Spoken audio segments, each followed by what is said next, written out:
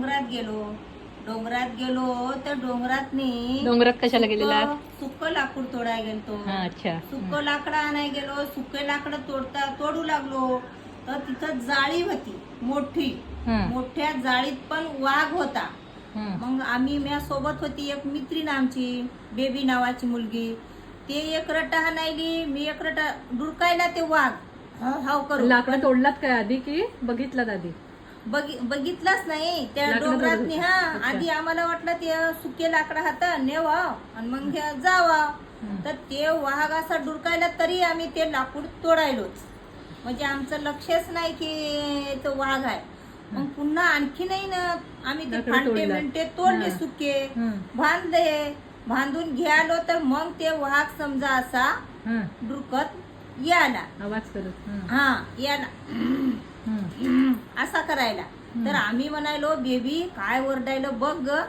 तर ते म्हणते अगं शांताबाई हे वाघ होईन ग, आता पळ कुठं तरी.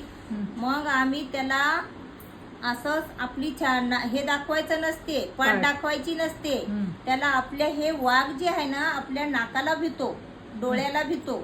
मग त्याला आम्ही अशी पाठ अशी देऊन अशी जाऊन एका झुडपाच्या आडवं गेलो.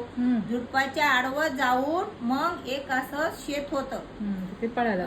मग त्या शेतात धूम पळत गेलो आणि मग तिकडून बघायलो पाठून त्या वरून टोकडी होऊन. तर ते वाघ पाण्यापाशी आला. पाण्यापाशी येऊन पाणी प्यायला. मग आम्ही त्या माणसाला म्हणालो शेतावाल्या, हो ते तशी वाघ आहे. तर ते माणूस म्हणते तुम्ही इथं काहला गेल्या, हे सगळं वाघाचं रान आहे. हे लोंदरी भाग म्हणजे डोंगरात आहे सगळा लोंदरी भाग, म्हणून हे तशीच वाघ राहत येतं. तुम्ही कशाला इकडे गेल्या? मग आम्ही दुसरीकडे गेलो. सुके लाकडं एवढाले कवटे घेतले, घरी पण गेलो. मग नशीब